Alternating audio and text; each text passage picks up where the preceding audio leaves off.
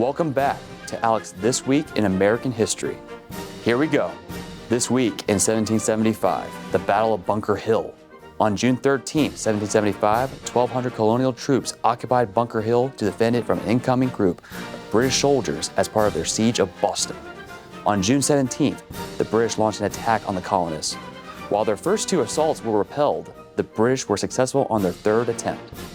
While this was technically a British victory, it came at a heavy cost, having incurred 1,054 casualties to the colonists' 473. The battle demonstrated that the colonists could stand up to the might of the British Army, though the war would rage on for another 8 years. This week, in 1777, the Second Continental Congress adopted the Stars and Stripes as America's official flag.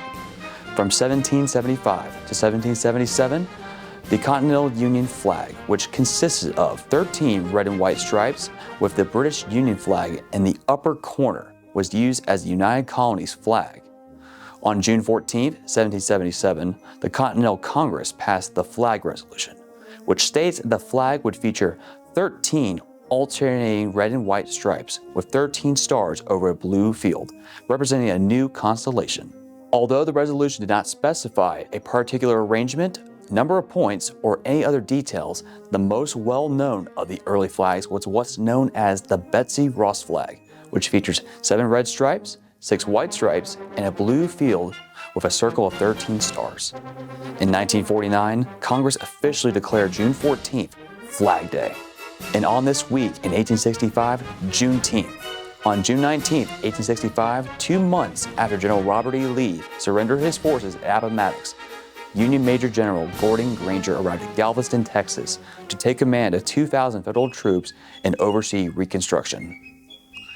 Granger announced that in accordance with the Emancipation Proclamation, all slaves in Texas were freed.